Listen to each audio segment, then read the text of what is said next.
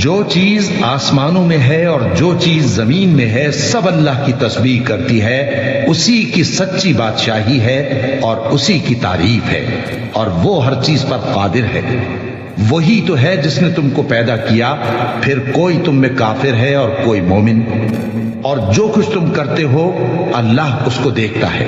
اسی نے آسمانوں اور زمین کو حکمت سے پیدا کیا، اور اسی نے تمہاری صورتیں بنائیں اور صورتیں بھی اچھی بنائیں، اور اسی کی طرف تمہیں لوٹ کر جانا ہے۔ جو کچھ آسمانوں اور زمین میں ہے وہ سب جانتا ہے، اور جو کچھ تم چھپا کر کرتے ہو اور جو کھلم کھلا کرتے ہو اس سے بھی آگاہ ہے، اور اللہ دلوں کے بھیدوں تک سے واقف ہے۔ کیا تم کو ان لوگوں کے حال کی خبر نہیں پہنچی جو پہلے کافر ہوئے تھے؟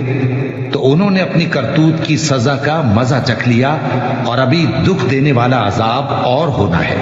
یہ اس لیے کہ ان کے پاس پیغمبر کھلی نشانیاں لے کر آتے تو وہ کہتے کہ کیا ایک آدمی ہمیں ہدایت کرے گا؟ تو انہوں نے ان کو نہ مانا اور منہ پھیر لیا، اور اللہ بھی بے نیاز ہو گیا، اور اللہ بے نیاز ہے، لائق حمد و ثنا ہے۔ جو لوگ کافر ہیں ان کا اعتقاد ہے کہ وہ دوبارہ ہرگز نہیں اٹھائے جائیں گے۔ کہہ دو کیوں نہیں؟ میرے پروردگار کی قسم تم ضرور اٹھائے جاؤ گے، پھر جو کام تم کرتے رہے ہو وہ تمہیں بتائے جائیں گے، اور یہ بات اللہ کو آسان ہے۔ تو اللہ پر اور اس کے رسول صلی اللہ علیہ وآلہ وسلم پر اور اس نور یعنی قرآن پر جو ہم نے نازل فرمایا ہے ایمان لاؤ، اور اللہ تمہارے سب اعمال سے خبردار ہے۔ جس دن وہ تم کو اکٹھا کرے گا یعنی حشر کے دن، وہ نقصان اٹھانے کا دن ہے، اور جو شخص اللہ پر ایمان لائے اور نیک عمل کرے وہ اس سے اس کی برائیاں دور کر دے گا، اور جنت کے باغوں میں جن کے نیچے نہریں بہ رہی ہیں داخل کرے گا۔ وہ ہمیشہ ہمیشہ ان میں رہیں گے، یہی بڑی کامیابی ہے۔ اور جنہوں نے کفر کیا اور ہماری آیتوں کو جھٹلایا وہی اہل دوزخ ہیں کہ ہمیشہ اس میں رہیں گے، اور وہ بری جگہ ہے۔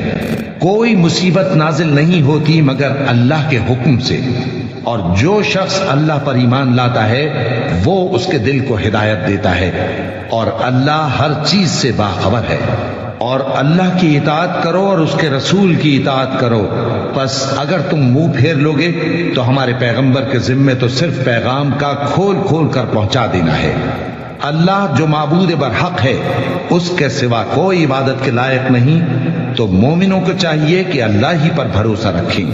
مومنوں، تمہاری بیویوں اور اولاد میں سے بعض تمہارے دشمن بھی ہیں، سو ان سے بچتے رہو، اور اگر معاف کر دو اور درگزر کرو اور بخش دو تو اللہ بھی بخشنے والا ہے، مہربان ہے۔ تمہارا مال اور تمہاری اولاد تو آزمائش ہے، اور اللہ کے ہاں بڑا اجر ہے، سو جہاں تک ہو سکے اللہ سے ڈرو اور اس کے احکام کو سنو، اور اس کے فرما بردار رہو اور اس کی راہ میں خرچ کرو، یہ تمہارے حق میں بہتر ہے۔ اور جو شخص طبیعت کے بخل سے بچایا گیا تو ایسے ہی لوگ راہ پانے والے ہیں۔ اگر تم اللہ کو نیک نیتی سے قرض دو گے تو وہ تم کو اس کا کئی گنا دے گا، اور تمہارے گناہ بھی معاف کر دے گا، اور اللہ قدر شناس ہے، بردبار ہے، پوشیدہ اور ظاہر کا جاننے والا ہے، غالب ہے، حکمت والا ہے۔